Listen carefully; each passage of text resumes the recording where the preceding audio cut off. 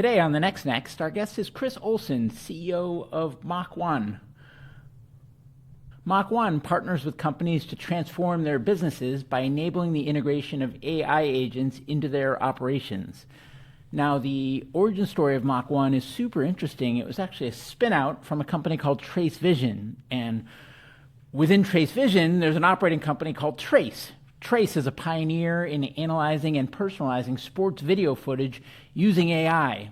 They're able to capture the game the way you want to watch it by focusing on the player that matters to you. Now, Chris was the general manager of Trace's sports business, and he oversaw their go-to-market functions, including sales, marketing, support, and business operations. And he built a very successful business. They had a lot of customers, a lot of revenue, and a great product.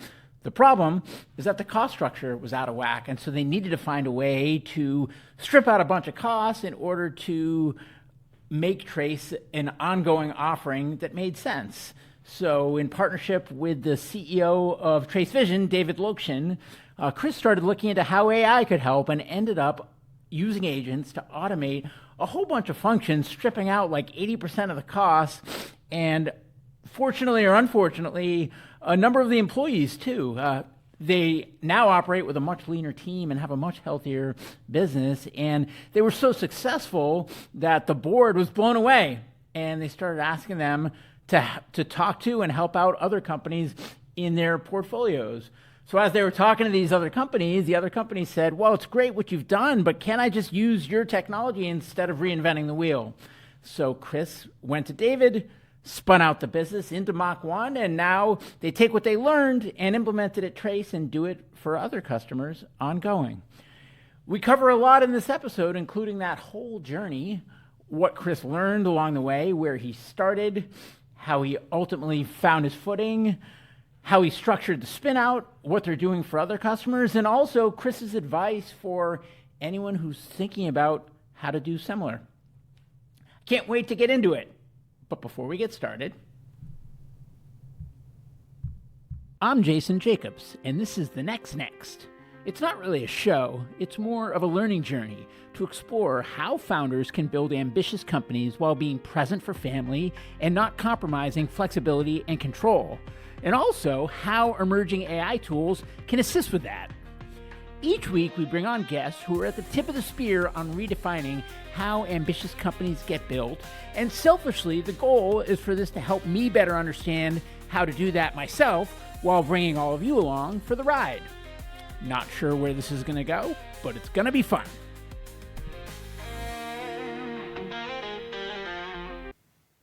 Okay, Chris Olson, welcome to the show. Thanks for having me, Jason. Thanks for coming. I was looking forward to this one. You were introduced to me through David Lokshin, and what David's doing is interesting. And you used to work with David doing what David's doing, and now you spun out from there and are doing something else based on what you did inside of what you're doing, and both of those things are actually pretty relevant to what I'm doing. And we'll explain all of that, but that makes for a pretty relevant discussion for me, which always gets me excited. That's cool. Yeah, no, that's a pretty good synopsis. Yeah, so maybe for starters, trying to think.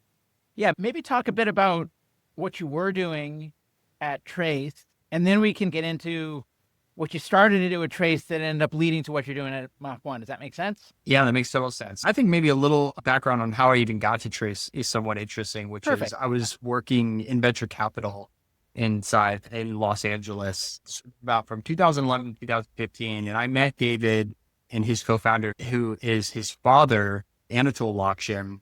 And at the time, they were building an action sports company, but it was really an action sports company that was like truly an AI company.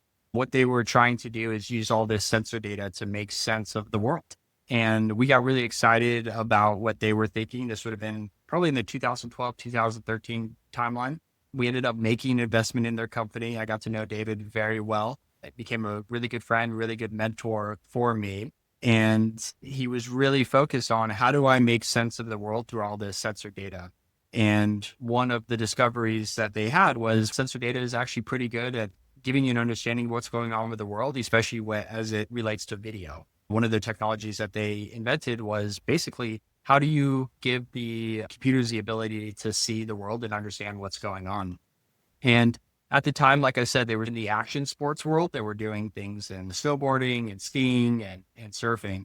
But maybe 4 or 5 years after our initial investment, they had stumbled on how this could get applied in the sports world, specifically in this youth sports world, where they started filming youth sports, specifically soccer, and using computer vision and algorithms to understand what the players were doing on the field, who was who, what was interesting about the game, and what was interesting about what the players were doing. And they decided that it was a compelling enough product to start selling it. And this would have been, I think, around 2019 that they. And Chris, sorry to cut you off, but what were they selling and to whom when they were focused more on the snowboarding, skiing, surfing? Yeah, it was a little puck, a little sensor puck that they would put on their skis or their snowboard or their surfboard. And it had a bunch of sensor technology in there, like GPS and gyroscopes. And they would track all of your movements down the mountain. They would be able to see like speed that you were getting on your surfboard. But the real unlock for them is when they started using that data to make sense of the GoPro footage that most skiers, snowboarders were also wearing. So one of their insights was that they were sharing all of these, what's called metrics, and people would come to them and say, this would be so cool because it would tell me exactly when I should create a highlight inside of my GoPro video. And they were like, that's really an interesting idea. Yeah, we absolutely know what part of the mountain you actually probably would care to see. And that was the unlock for them. And so they applied that sort of thinking and technology and process to the sports world as well.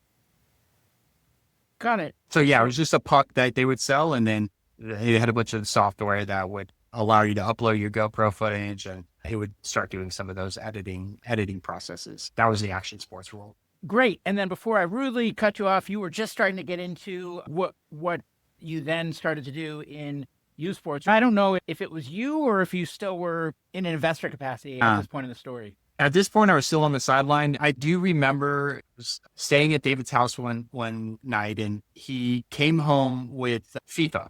And I was like, you don't play video games. What are you doing with FIFA? And he goes, we're starting to think about how our technology could be applied to sports outside of surfing and skiing and snowboarding. And I just want to see, what a camera looks like when you're playing soccer. And I keep getting told that FIFA has the best panning of soccer imaginable. So he said, I just want to learn more. And yes, at this time I was still on the sidelines. And then something like 6 months, a year later, he came back and was like, hey, look, we're going full in on this soccer thing. We think this is going to be an incredible product. We've got the camera and we're going to start selling this to customers. So at this time I was still on the sidelines, but I was actually looking for my next gig. I was wrapping up at another startup. I had hit my 4 years with them and looking to do something a little differently. And that's when he said, hey, look, we're about to launch this. We've got a few customers, but we want to go big and we're going to be building this business from the ground up. And that was mid 2019. And so that's ultimately when I ended up joining Trace in a full-time capacity to help them build the business around this youth sports offering.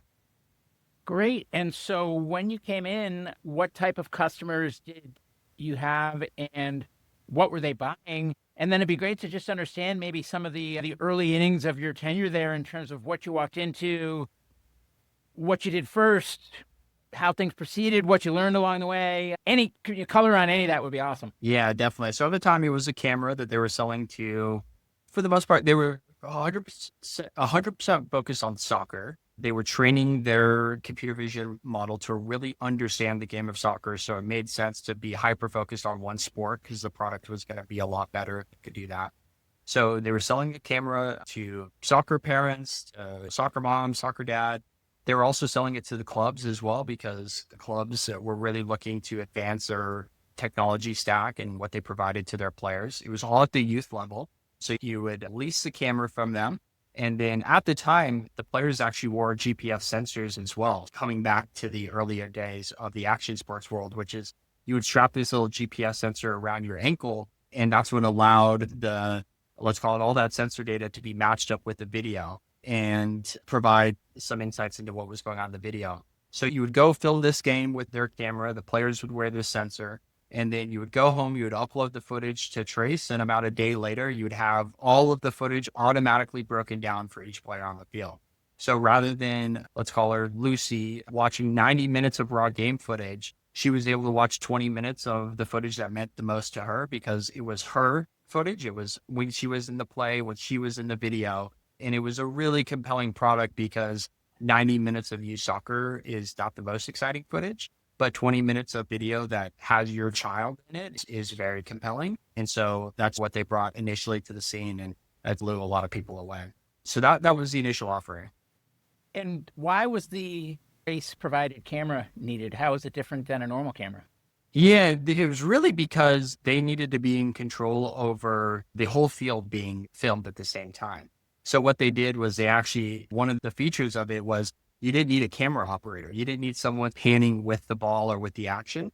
Their camera filmed 180 degrees. So it saw the entire field. And then they used their technology to pan around the field so that as a mom or dad, I don't have to watch this game behind a camera. I get to set it up, forget it, watch the game, and then come back once the game's over. It added for a better experience, and it paired well with the technology of being able to match the sensor data to the cameras that they controlled. And just ballpark, what time period was this? This was still 2019. Okay. And so in terms of the analysis of the data, and so helping the computers to see, as you said, how much was that leveraging any of the rise of the LLMs or otherwise, or was this all in-house? And if you were starting it today, same question. Would you do it the same as you did it then, or has the technology changed such that you might do things differently? And if so, Yeah. So Trace was on the forefront of what's called the machine learning space. Like they were building neural nets to build the algorithms to do all of this player detection. So at the time, LLMs were not on the scene. They were not available. This was something Trace was doing in-house. This is proprietary to them. They built a deep technical bench to be able to power and build these models, these neural net models, to be able to understand video in a way that sort of the tagline is to help computers see. So this was all in-house. This was like, I truly believe that this team was a pioneer on that front. So would we do things differently? Yes, Trace has always been on the forefront of AI. So they are constantly looking at ways to adopt AI and advancements in AI to do their business better, which is ultimately how I got to the place where I am with Mach 1, which was at the time, once we saw the rise of these LLMs, we figured out how to actually introduce that level of technology into our business operations. So we were leveraging all this AI technology on the technical and the product side, but we were doing a lot of things traditionally on the business side. And so over time, we started to really drink our own Kool-Aid in terms of how can we move AI across our entire operations and not just have it be in technology world or the product world. and so when you initially got there, how did you go to market at the time? Did you have a sales force? Who were they selling to? How did people find out about you? And then it'd be great to understand just how things went from there. And then we can, of course, switch gears and get into how, when you started picking up this other element that you were just alluding to, and then how that transition went. Yeah, definitely. So when I got there, Trace had done a small acquisition of a company called Stream Sports. And Stream Sports was a company that you could hire and they would come film your game. And then they would manually, with human editors, break down the footage. The market was streaming for this, where there was these types of businesses. And so Stream Sports had a healthy business providing the service. You could call them up, say, hey, I'm going to be at this field, come film it. And then I want a highlight reel of my kid a week later or something like that. So to bootstrap their go-to-market motion, Trace acquired that Stream Sports company and say, hey, rather than having us come out to the field and film this one particular game, what if you paid for this service and had a camera shipped to you and you would be in control over the games that you filmed?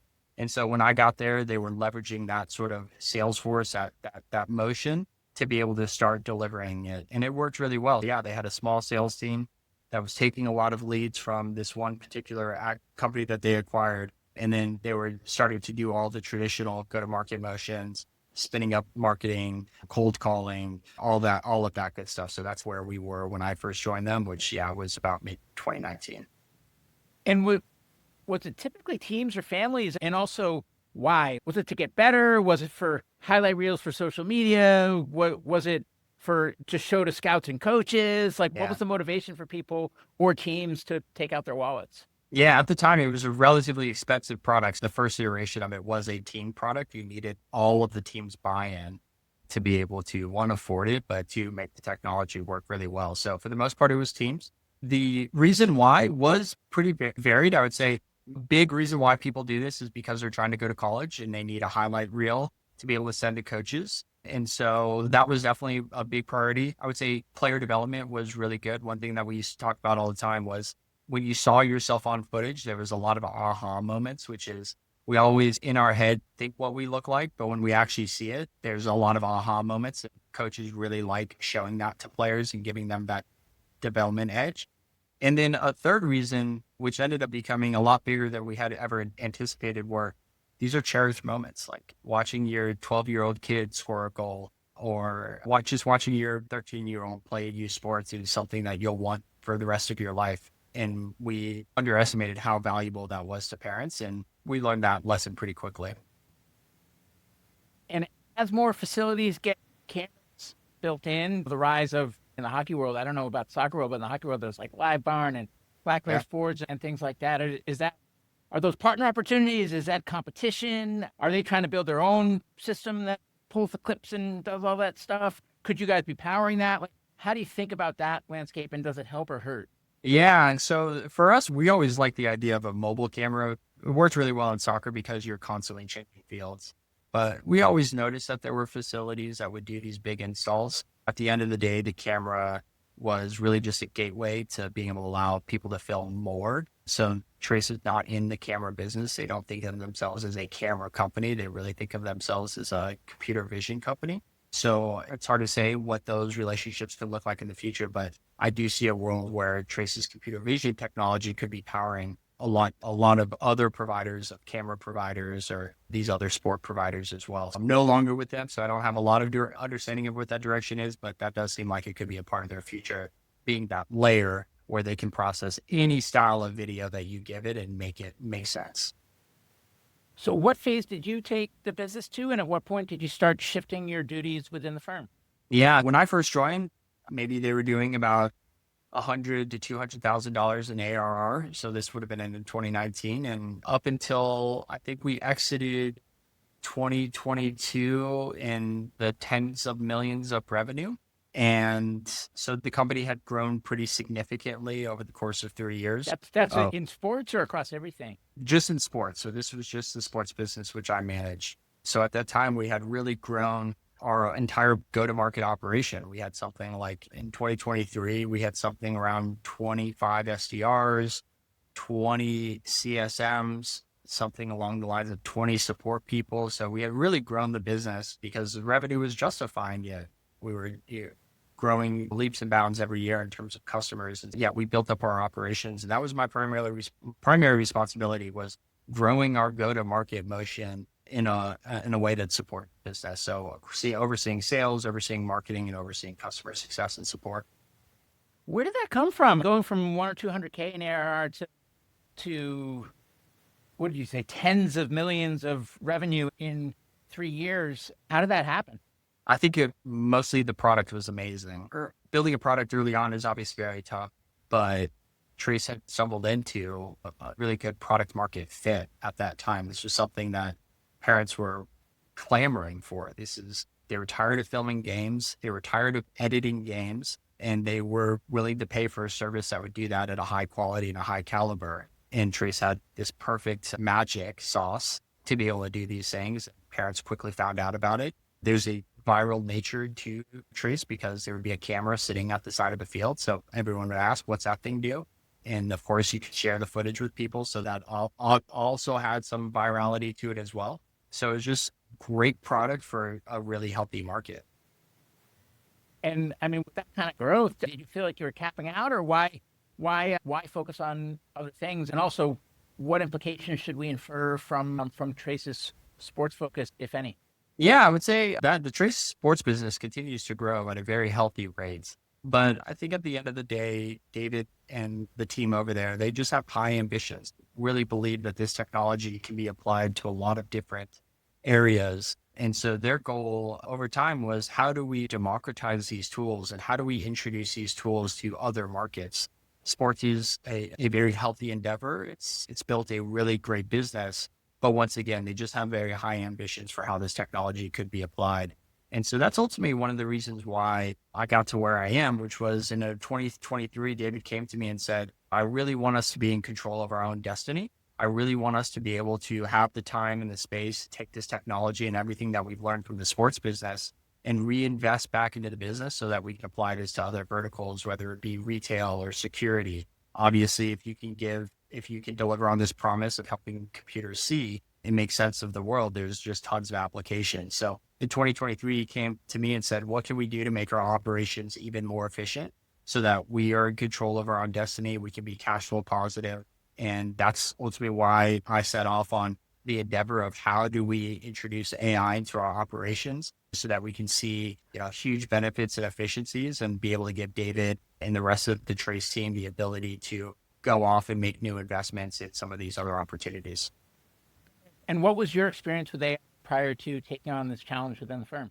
Not a lot of experience outside of just like sitting in on some engineering and math meetings every now and then, being lost for the most part. I have a very somewhat technical background, but not to the extent that made me prepared for machine learning or some of these other AI initiatives. I was closely following this new trend of LLMs in 2022 and 2023, but prior to that, not a ton of experience.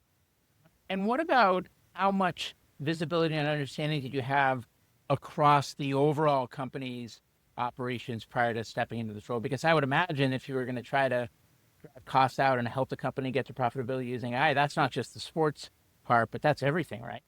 Yeah, it was everything, but the sports part was the biggest, let's call it expense contributor. That's where they had the most salespeople, the most support people, the most customer success people. So from a capital expenditures standpoint, the sports business was the biggest driver of expenses, and overseeing that meant that I had a lot of responsibility into sort of all of the line items that would make the company more efficient or not. And it'd be great, in no particular order, but it'd be great to get a better understanding of how these functions were operating, the before and after. Like, here's how they were operating, here's how they ultimately operated, and then here's how we figured out how to get there, determined what to do, and then got things done. Yeah, I would say they looked, Trace in 2020, 2021, 2022 looked a lot like your traditional SaaS company. You had SDRs that were handling inbound leads, doing outbound activities. Their primary focus was to set up a demo for an account executive. The account executive was primarily responsible for getting a group of parents or coaches or clubs a deeper understanding of the product and what it could do for them, and then delivering a sales journey, and then ultimately trying to get them this camera. So from a sales perspective, very traditional SaaS process. On the customer success side, very similar. Our success managers were primarily responsible for retention and also for customer experience. Like most CSMs, they were handling a decent amount of support, but we did have a support organization. This is a technology product, so software and hardware. In our market, what I would say wasn't the most tech savvy, so there was a healthy amount of support that needed to be provided via customer success folks, but also normal support people. So once again, I really believe that Trace looked like a very traditional SaaS company. Of course, there's that hardware component there, but for the most part, they were really just a traditional SaaS organization at the time. Okay, so you made that assessment. Then what happened next? Yeah, what happened next was the rise of LLMs and what we saw from them from an intelligence standpoint. The one thing that always struck us about this was we were selling to consumers. And if we were selling to consumers, we should just be able to have more casual conversations with them about the product and ultimately get them to purchase. So for a long time, we were saying to ourselves, could we get people to buy on a website? Yeah, we need to talk to them. We understand that this is a big purchase. They want to have a conversation with someone, but can we start driving them to make a decision a little bit quicker and then ultimately make the decision on the website?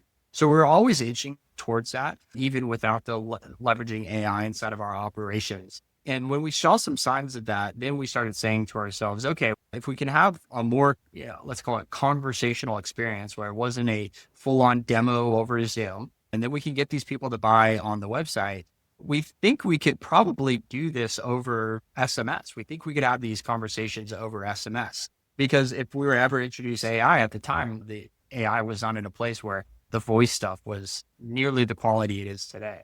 And so once again, we just started taking these tones. Could we get our SDRs to have conversations with our prospective customers over SMS? Could we change it from a demo to just a longer form conversation over SMS or over the phone? And then when they were ready to purchase, could we walk them through an online purchasing experience? So we started taking all of these steps. And then finally, one day we just said, one thing that we know about our customers is that they like to talk to us at all times of the day. They're soccer parents or soccer coaches. Most of them work 9-to-5 jobs. Talking to them during the day is really challenging. They like to talk to us at nights and on the weekends. What if we had some sort of AI or large language model that could talk to them after hours and provide a level of service or support in the sales process that was outside of our traditional sales hours? And that's where we started. We said to ourselves, our goal is going to be give people something to talk to over SMS on nights and weekends and see where that gets us. And so we went out and looked at a lot of different solutions that might help us be able to provide this, let's call it LLM, to our customers on nights and weekends. And the one thing that changed our perspective on the buy side of it was we felt very confident in our sales process. We were at a healthy business. It was growing really well. And we believed in what we needed to talk to our customers about, what they cared about. We really wanted a lot of control over that sales process. And the problem with going out and buying a system was they were trying to push their opinions about how sales should be done, whether it was like scheduling or the types of conversations it could have. And we just said, no, that's not going to work for us. We need something that can really mold to our sales operations and our structure, how we do sales and the systems that we use to do sales. And so we made the decision, hey, we're going to try to build something in-house to be a tool for our sales operations to use to be able to have conversations with people on nights and weekends. And we spent about 2 to 3 months building a little homegrown tool to help us do that. And that was the, let's call it version 0.1 of what is now Mach 1. So what did you use to build that tool, and what did you learn from that process? Yeah, so we were using the frontier model. So at the time, this would have been like GPT 3.5 as the foundational model for the brain of the AI. But the tools around it and what you needed to do to actually manage that LLM, give it information, give it knowledge, that was all homegrown. So it was myself and an engineer that sort of built our own little application that allowed us to integrate this large language model. Where we started off was, this isn't really an engineering problem. This isn't really a product problem. This is something that our head of sales is going to need to be able to manage on a day-to-day basis. So it's not so much we need a really smart model, but we need tools for our operators to manage their functions and their roles just like they would a human. So if this thing is going to be talking to prospective customers on nights and weekends, like our SDRs are, we have to train this thing like an SDR. And then once we train it like an SDR, we then have to manage it like an SDR. We have to be able to see what types of interactions we're having. We have to be able to continue to train it, continue to give it new information. Our product was changing, our pricing was changing. So we really brought the perspective of, from the get-go, this has to ultimately be managed by our head of sales to be able to find success in this product from an ongoing standpoint. So early on, we were really focused on how do we build those tools so that our head of sales could ultimately be responsible for this moving forward. What was the initial reaction of the head of sales when you first started talking about this, and how involved was he or she in the creation process of the tools? Yeah, it'd be funny to actually go back and really get his true opinion about what he was thinking. But my understanding at the time was he was a little reluctant, primarily because it was just a new system that he would have had to learn and something new that he was going to have to manage. So being in a startup, he was already managing a lot of people and managing a lot of different systems. But along the way, we were really trying to show him that, look, we want this to be a tool that makes your life easier and gives you the confidence and the control that this thing is going to do what you want it to do when you want it to do that. And once we started showing him some of these early iterations of what we were thinking, he became, let's call it, a big champion of this product. So he was definitely involved in giving us a lot of feedback and a lot of thoughts on what it would be like to manage an AI in sales. And once again, that was tremendous for us because we were really starting from the get-go. Well, this is going to have to be something he manages. He has to be bought in. So we have to have the tools that he thinks he'll need to be able to manage this thing to success. So having been through that, what advice do you have for people assessing whether to build out a system like this themselves or use the off-the-shelf offering? What's the best way to figure out which one you should do? And are there criteria that one might utilize to help inform that assessment? Yeah, I think for us, the lesson was we felt very confident in our processes and our functions, and we didn't want to change those. And we just wanted something that was flexible and fit into our systems. I would advise people and say, you shouldn't have to go and change and fundamentally change your business to be able to adopt these tools. You want something that can share your opinions and not say, hey, this is how you should do sales, or this is how you should do support, or this is how you should do internal operations. You should be able to go to a tool and say, hey, these are the services that we use. These are the functions and roles that we have. Will you fit into our workflows? And if that's the case, then I think they could be a really good solution. But if you have to upend a lot of things and rebuild things from the ground up, I think that could be biting off a lot more than you can chew. And then from a management standpoint, when it does come to, like you said, understanding what's going on with these agent SDRs and what's working and what's not working, giving them updated information as pricing models change or price tiers change or customer focus changes or whatever, is that stuff that can the head of sales get in and just do that himself, or is there somebody from product who's become the point person on that? Just from structurally, how does that get managed? 100% by the operator of that particular function. So in this case, the head of sales has full control over his sales agent. That is a crucial step, I believe.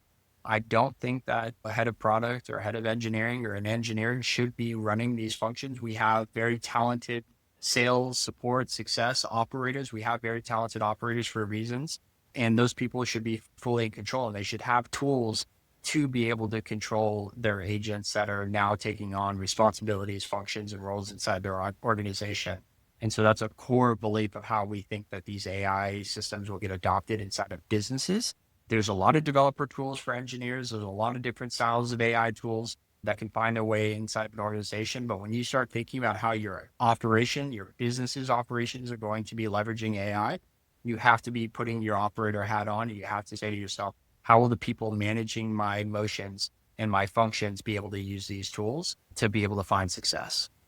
So did you essentially look at just the key buckets of things that each of these functions did and then start picking off places where you thought the fruit was the ripest and testing? And I guess similarly, how much of their function, like where are you today? Because I think you got rid of most of these teams, right? Yeah. Yeah. Yeah. So in order to do that, I have to imagine that the agents were over the threshold of handling what they needed to handle to enable you to do that. But how did you get from where you started to that point? And at what point did you feel like you were ready to rip the Band-Aid? Yeah. One thing that we started seeing, so at first we just started with sales. So once again, it's this nights and weekend SDR that was communicating over SMS. And this SDR was just getting a ton of positive feedback. I remember looking at some of these early interactions, and some of these prospective customers would say, okay, this has been amazing. Thank you so much for the help. What's your name? I want to make sure that when I check out, I use your name so you get a commission. And for us, that was a huge aha moment because we were able to build a system that provided a very strong human touch experience. These prospective customers did not think that they were talking to an AI system. They really thought they were talking to someone that was partnering with them in this purchasing decision. And thankfully, we built this system with enough flexibility that it wasn't just a tool just for a sales organization. It was something that we then thought we could take to other departments and other organizations. And so once we started seeing some success and having positive indicators on the sales side, we moved into support because it, of course, lent itself very well to the support organization, given that our customers were reaching out for big issues, small issues, medium-sized issues.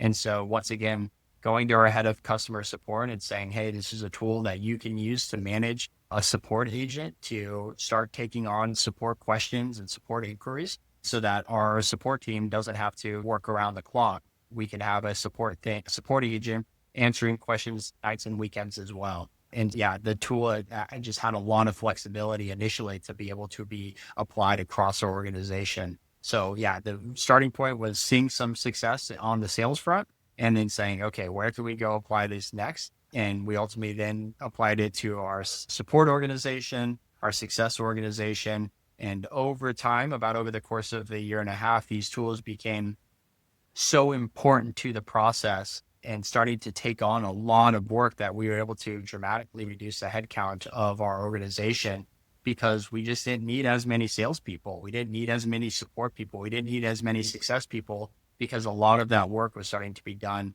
by our AI agents to the tune that at the height of 2023, I think we had something around 20 SDRs, 20 support people, 20 success people. Fast forward to today, that organization runs off of one SDR and one Mach 1 agent. The support organization runs off one Mach 1 agent and 3 support people. And the success team follows a very similar pattern. Along the way, these agents were able to eat up and take up so much work and do really great things that having a high headcount in some of these organizations no longer made sense. I hear a lot of these vendors that are helping companies do the same, and some of the founders have been on the show, and they use their words carefully. They talk about replacement, it's extending the capabilities of the team you already have, it's offloading the things the team doesn't want to do, so there'll be higher employee satisfaction in these functions. You guys basically, it was a flat out replace. What lessons did you learn culturally? Like, how did that go down? Did these teams see the writing on the wall as Mach 1 was starting to move in and get smarter and get up to speed? How did you manage that? Were there any lessons there? And what advice do you have for, we haven't talked about the spin out and who you're focused on and stuff, but presuming you've spun out and you're selling to other companies now, like what advice do you have for your potential customers in terms of if they do proceed with this, how to manage that dynamic internally with the real humans and their families that are affected? Yeah, it was not an easy process at all. And I'm sure there was a lot of things that we could have done better along that way. But yeah, there's a lot of sort of internal debate on how do you process this? How do you handle this? But at the end of the day, Trace was on a trajectory that wasn't perfectly sustainable. They weren't going to be able to keep hiring salespeople and keep growing this organization. So for us, the starting point was really, hey, what we're trying to do is make sure that the business can continue to grow without our headcount growing step in step. So we were never really looking to get rid of a lot of people. That was just more of a symptom of what Trace's business model was all about. So I guess one caveat there is not every business will be able to see that level of change. Trace's business is just meant for this. The way that they service customers and the product, it was the perfect storm. And I think there's a couple different ways. One, there are businesses out there where they just don't need that headcount. What they're selling and what they're offering can be largely driven by these AI technologies. And the beautiful thing about that is Trace is now completely in control of their own destiny. They have a very healthy business for the employees that are working there. They don't have to be worrying about their future and the next round of funding. They are on their own course that they get to write. And I think from a business perspective, that's a really good place to be. Now, there will be other organizations where they will need that headcount because their businesses maybe have different products and maybe they have enterprise products where that high level of human touch is absolutely necessary and justified. But maybe that business wants to go down market and maybe they want to provide a new product where the economics of having a human involved in every step of the way just doesn't make sense long term. And so they can introduce these agents that can provide that level of service and support so that the whole business continues to grow, but the expenses don't grow in line. So there's a lot of different ways to look at it. Now, when it comes to communicating with employees, that's why I believe this is here. The future is here. This is how businesses are going to adopt these technologies. And in some cases, that could mean that your job is at risk. One thing that I do believe is that there is really no artificial intelligence without human intelligence. And this goes back to tools for operators, which are the people that are spending time learning how to adopt these technologies into their work and into their day-to-day are going to be in a position to really capitalize inside of their business, because I don't believe that AI systems will just be running processes and flows autonomously without that human intervention every now and then. So becoming a really good manager of AI and being able to use tools to manage that AI to success, I think is a skill set that will behoove a lot of people. And so for some of our people inside of Trace, we gave them a path to say, hey, this is the future of how this business is going to be run. And if you learn how to do this, you're going to have we think, a really compelling position here for a long time. So there's obvious upsides of being good enough as the humans were at a far cheaper cost. What are some of the downsides or challenges that have come with this transition? And I think we all expect AI to be perfect, right? But of course, all of us have had our issues with AI, whether it's hallucinating things, making up things, or maybe not being 100% truthful about things. So AI is not perfect. Large language models at the end of the day are probability machines. They're not deterministic. And so that means that there are going to be times where it messes up and it's going to say something that it shouldn't say. And maybe that gets your company in a little bit of trouble. But the one thing that I always went back to was humans aren't perfect. Humans make mistakes for a lot of various different reasons. And we have figured out ways as businesses to overcome the challenges of people making mistakes. And so going into it with a mindset of, hey, I'm not looking to have a system that's 100% perfect, but I'm looking for a system that I can eventually make better over time to the point where not only can it match a human's performance, it might surpass a human's performance. And there's a lot of different ways that you might measure that. For us, it was being able to have conversations with people at all times of the day. So rather than if someone came to the website, we wanted them to be able to have a conversation with someone right away. And AI gave us that power. The quality of conversation might match a human. Maybe it's a tiny bit worse, but it's a little bit better because that human did not have to wait to talk to someone. They immediately had a resource that would be pretty good at answering their questions. And that's a metric of success that some people might care about and some businesses could really benefit from. So at what point when you were implementing this within Trace, did you start thinking about the fact that it might have broader applications beyond Trace that could make sense to pursue? It was really never apparent to me at the time. Once again, we built this tool specifically for Trace. And for us, it was really, hey, we believe that this can be a huge benefit to our business. And it started to become a huge benefit to our business. And our investors started asking us a lot of questions, which was, how are you doing what you're doing? Your numbers are completely changing in terms of how efficient this business is performing. And we'd be honest, we say, hey, we're adopting AI. We think it's got a lot of applications inside of, of course, it's got a lot of application inside of our technology, but it's now starting to have a lot of application into how we're running this business. And they basically started saying to themselves, like, holy cow, this seems like maybe this is the future way that businesses are going to be run. You talk to some of our other portfolio companies and just share with them what you're doing and the insights that you have. And we were very open to that. So we were having a lot of discussions with some of our investors, other portfolio companies, and we were telling them, hey, these are the lessons that we learned. These are the things that you need to think about. You need to think about who's going to be managing this and what tools that they have to be able to manage that. And it was to the point where enough people were just saying, could we just buy this? Could we just start using what you're showing us here right now? And at the time we were like, no, we built this this is internal. Like we don't really have a way to expose this to you. But we got enough interest where we started to say to ourselves, maybe this is something that we should look into. We've got enough people raising their hands wanting to try it. And so we spent a couple months making it available to people outside of the Trace organization. And that's where the initial light bulb started going off. Okay, maybe this could be a business on its own.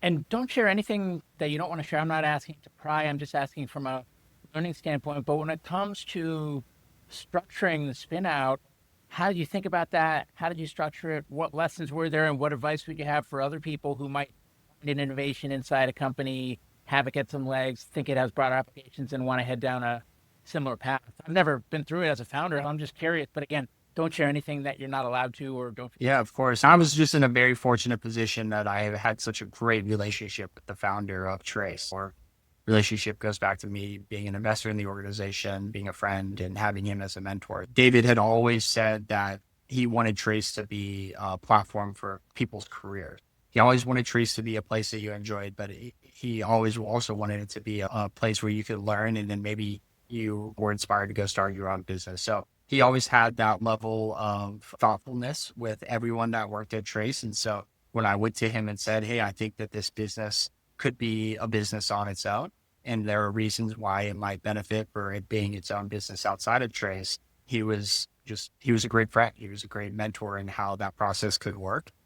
Trace had obviously invested a lot of resources in me in building this. And we just have a lot of Is that true? By the way, that was one question. So hold that thought where you are, but just ballpark, like how much person power and capital do you think went into building Mach 1 if you had to just guesstimate? Yeah, not a ton of dollars went into it, but he gave me a dedicated engineering resource. So this was someone that he pulled from our machine learning and math team.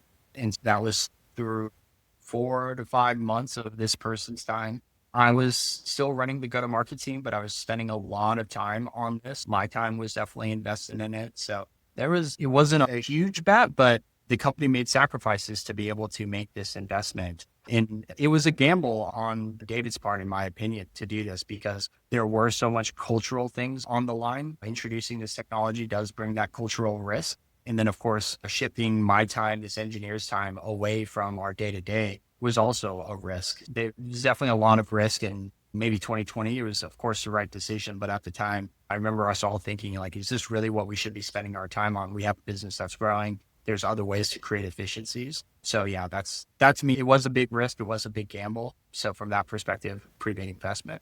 Okay, now get back to what you were saying. So you're saying the company invested significant resources and made a risk to that. And I presume you were about to say, so that needs to be factored in. Yep. And keep. Yeah. And because we had a great relationship, it was really trying to understand what made sense from an ownership standpoint, from spinning that technology out. We had a lot of discussions. We had some help with some of our other friends and mentors, and we ultimately came to an agreement of what we thought Trace should own in this new entity. And it was a number that was digestible to me, and it was a number that was digestible to David and to his investors. And yeah, I wouldn't say that it took a ton of debate. It didn't take a ton of back and forth. We were both pretty close to being on the same page the whole time. So did some fresh capital come into the new entity at that time? We did raise a little bit of capital as well. So we did our seed round. So we started the spin out process, I want to say October of 2024. And then, so we officially spun the technology out probably around that October, November timeline. We're not even at the 6-month mark yet. Not even at the 6-month mark yet. So yeah, still very early on. And then, we raised our pre-seed round in December, a little over $500,000 went into that round. And I was going to ask you if you, like, as a founder, when to decide whether to pursue a spin out versus starting from zero. But before I do that, so tell me more about the plans. Sub 6 months, gathering yourself as an independent company, going forward. How much work is there to do on the product side before it's ready for customers? How do you balance product development versus spending time with customers? What kinds of customers are you serving? Where are you in that process? What does your team look like? I have so many questions, so it almost doesn't matter where to start. Yeah. So the one great thing about spinning the company out is that this was obviously a really important part of Trace's business.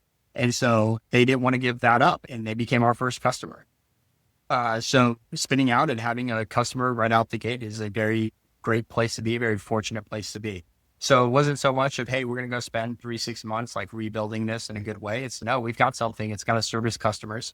During that spin out phase, we also were able to bring on two additional customers that we had been introduced to via our investors. So it was one of those things where it really was, we're building this airplane as it was falling out of the sky. But once again, it was a very fortunate place to be because we were starting with revenue. We had customers that were willing to pay for this service. And so our focus was building a system this was now mission critical software. This software had to work. It was anytime it wasn't working, it was potentially messing with revenue for customers, for potential sales purposes, messing with customers' experience of the product, all of that stuff. So we really started thinking about how do we make this truly, from an infrastructure standpoint, a solid technology. And so that was the initial early days. But at the same time, we're a startup, so we need more customers. We don't want to be just relying on our VC dollars. So we're juggling everything from infrastructure for existing customers, for finding new customers, understanding where we fit, what our ideal customer profile is. So we're juggling that all at this very moment. And that's where we've been spending a lot of our time.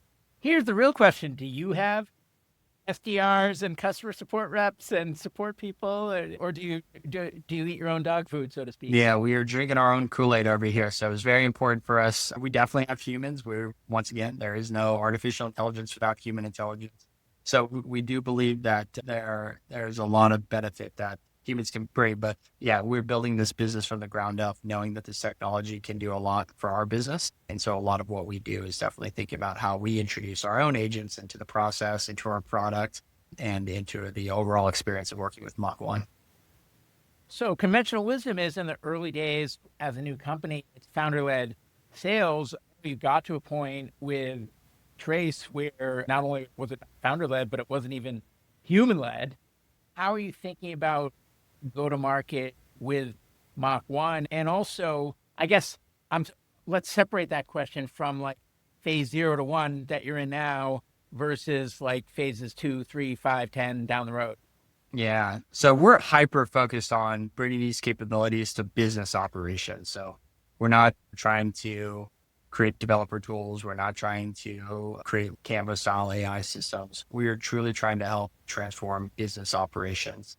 And that can mean a lot of different things, of course, because businesses all run differently, but we are very focused on working with operators inside of organizations to make their roles and their functions more efficient, transform those operations into functions and roles that can leverage AI and extend those capabilities. So we spend a lot of our time talking to COOs, CROs, head of sales, head of support, head of success, all these go-to-market motions to try to understand how they're thinking about adopting these technologies, how their functions, their roles work, and seeing if our solution can be a good platform for them.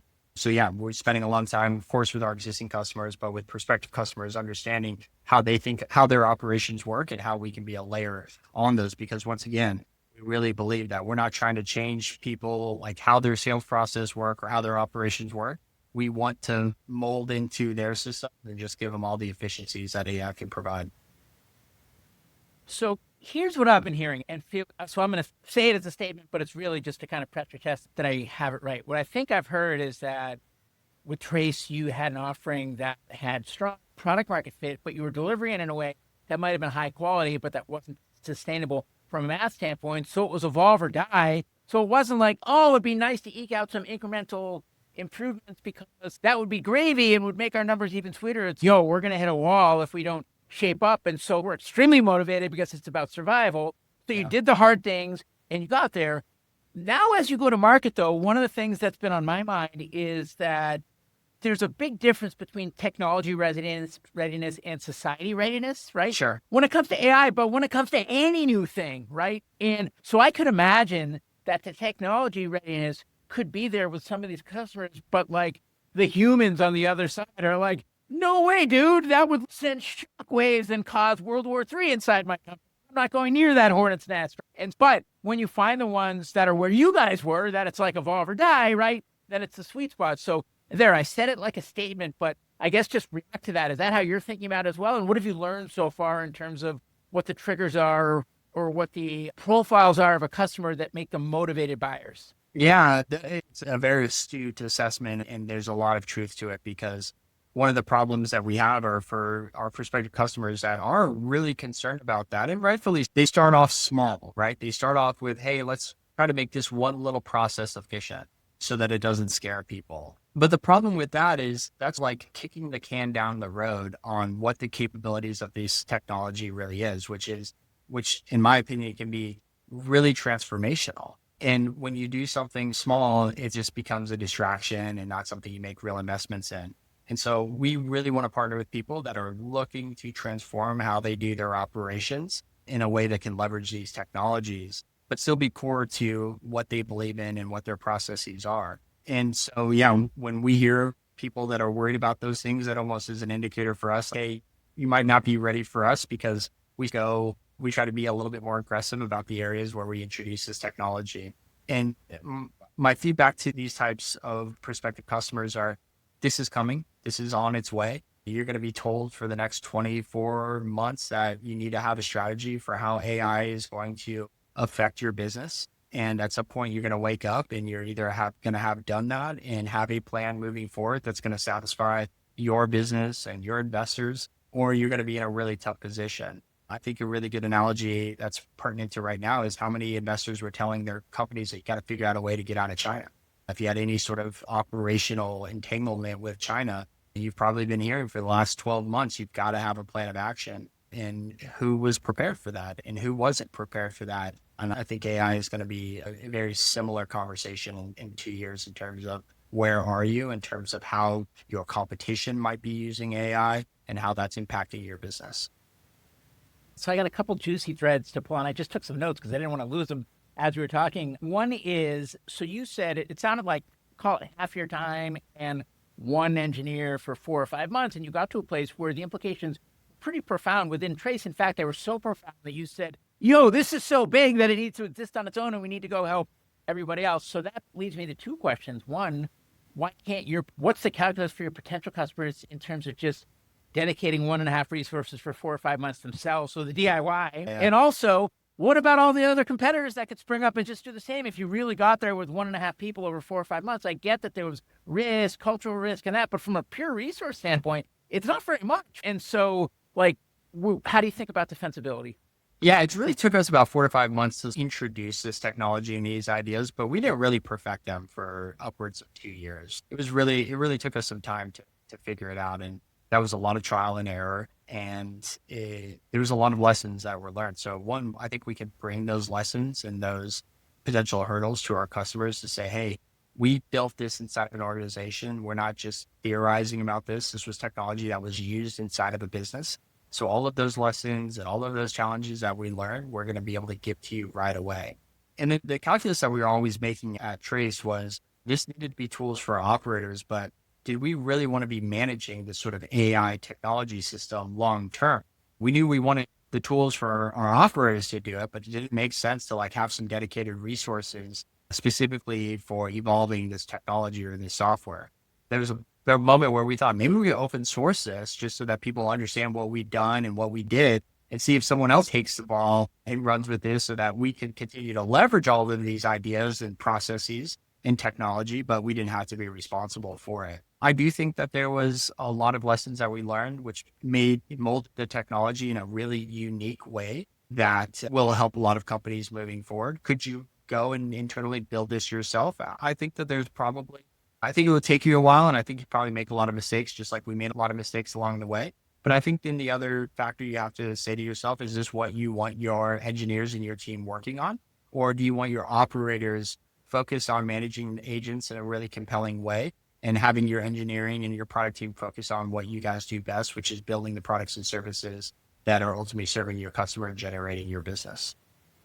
This is more of a general kind of future of software question, but I've noticed there are some, call it traditionalists. And by the way, traditionalists might be right. I'm not saying traditionalists meaning traditionalists is outdated or wrong. It's just one end of the spectrum is, I was going to use the word denial, but then denial implies that they're wrong. But people that are like, you know what, there's a lot of hype, but at the end of the day, like you just put one foot in front of the other and wake up every day and software is software, and that's what it's going to be. And even you hear about this on engineering teams, there's like a bifurcation of people that are embracing these tools and people that are resisting these tools, right? Yeah.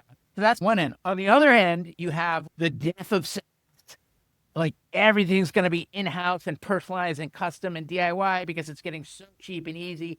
And then I'm starting to find some hybrids, some companies that are saying, we're a SaaS model, but we're a SaaS model that's using these Lego blocks with open source and wrapping some business process management around it so that you pay for this one SaaS subscription and you can rip out those other 6, 8, 10, 12. I'm thinking similarly here. It's like you guys are providing this for customers. Meanwhile, it's getting easier and easier for customers to do it in-house, not just in your category, but just generally what is the future of SaaS in your view?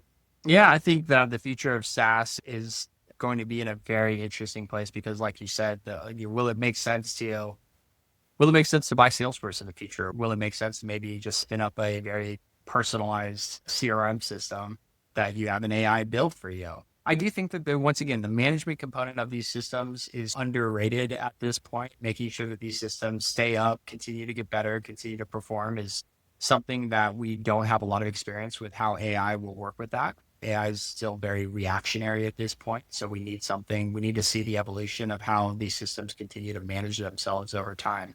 Going back to one of our ethos is management's really important. Having someone oversee the AI will be important. And maybe it makes sense to having those tools be managed by people that you're still using, but you just don't have as many because your AI system is just doing a lot more. So you can think of it one day as, hey, yeah, maybe you are using Mach 1 for sales, for a sales agent, but because that agent is so responsible, maybe it doesn't need to be talking to a CRM every day. Maybe we actually don't care to be logging it because I can just go to the AI and ask it, how many conversations did you have today? Or how many new people did you talk to today? Or how many deals did you close? You don't need a CRM for that, but you do need a really compelling system to be able to run a sales agent through. And so maybe that's the future of software. And when we talk about managed services. So we've talked a lot about these more operational functions, the SDRs, the customer support, the support. I've had plenty of founders on the show that are talking about the other side of how to enable engineering teams to move faster and get more leverage. I know you've been dogfooding on these more operating functions. What about these other functions, the actual product development, engineering, design, product management? Have you been leaning into AI just as hard there? And in your experience, do they tend to go together? If you're a company that leans in on the operations side, if you lean in 30%, do you lean in 30% on the development side? Or if it's at 50 and 50, do they tend to correlate? Or are there some that are all in over there and none over here, or vice versa? And where are you guys? Yeah. Yeah, we definitely lean in on it very heavily on the product development side. It basically just allows us to iterate and test things at a rapid pace. Startups are always known for fast levels of iteration. And now it's just at a speed that I've never seen before, which is amazing because hopefully we can be bringing a level of service and feature set to our customers faster than they've ever seen before. But going to your point on like how other companies are adopting this, we're seeing it in a lot of different ways where an entire engineering team is now using Cursor, and they're saying that 90% of the code that's being committed is being written by AI systems, but yet none of their operations is using AI in any sort of compelling way outside of maybe everyone has a ChatGPT Plus account where they can say, proofread this email. So it's definitely all over the place, but it's still a little alarming though to us. Every now and then we'll talk to people where no one inside that organization is using AI in any compelling way where they might even be calling it A1, right? Yeah, exactly. And so, yeah, it's all over the map, I would say. There's definitely some companies and organizations that are going full tilt across the company. Some organizations where certain departments have the latitude to be able to experiment and introduce these capabilities. And then there are some people that are just really busy with their existing business that they haven't had time to look up and see that the world is changing in front of them. Because the one thing that we know and we believe is that once you see this, you can't unsee it. It's here and it's hard to avoid. I know I'm cognizant we're running up on time. I have a few other things I want to poke on, if I may. Yeah, about 10 minutes, if that's okay. Perfect. Yeah, that's plenty of time. So one is just, what's the mix of, as you go from customer to customer, of off the shelf versus custom, like how much custom is required for each customer and how do you see that evolving over time? And then same thing as it relates to, as you go from category to category, if you go from customer support to SDR, for example, like how much of that carries over versus needing to completely re-architect as you cross functions. And that includes the functions you support today, but same question in terms of ones you might support over time. Would you guys ever get into the developer tools business, or is that for someone else to do? Is it a whole different sport? Yeah, so we don't want to be an SDR agent company. We don't be a customer support agent company or customer success agent company. We want to be a company that allows operators to introduce these capabilities across their entire organization or function. A lot of that we hear is I need an SDR agent or I need a support agent. So we are building those types of agents for our customers, but we're also hearing a lot of other inefficiencies in companies where they're looking to build these technologies. And we're doing that. And a lot of it is custom work, but along the way, we're trying to understand what are those common denominators where it comes across just operation and what operators need to ultimately manage and build their agents to success.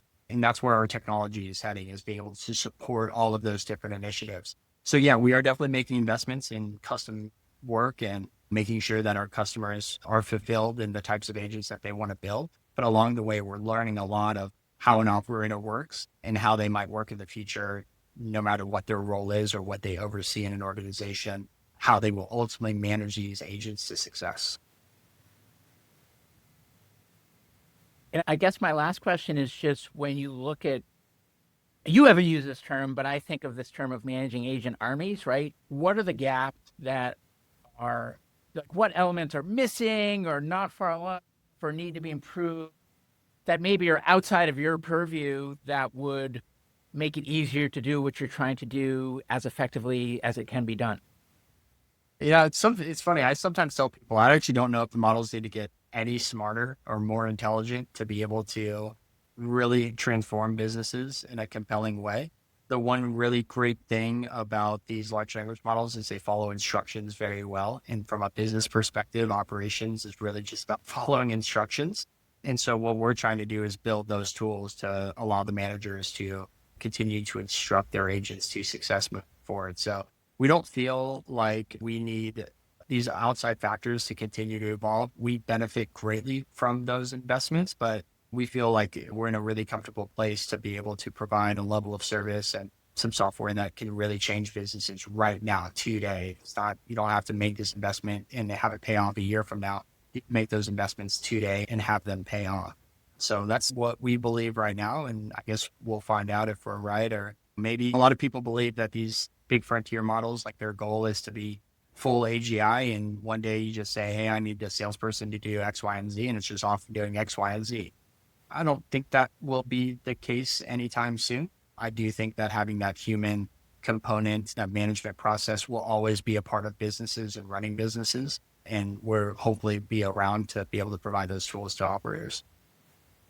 Just from the conversation we've had so far, it seems like education might be a big component of what's missing. And I'm just curious, do you think that vendor-led education is sufficient, or is there an opportunity to help educate? And it's a weird analogy, but I think of like first-time founders or even multiple-time founders. Sometimes they get a lot of value in going through a program like Y Combinator, not just because of the education, but because of the network of all the other people they can bounce ideas off of that are going through the same thing, right? Is there almost like a big company transitioning to AI native boot camp for Y Combinator for companies becoming AI native, or just something that can give these companies a peer group to do the hard things and to have sounding boards of other people that are trying to do the hard things?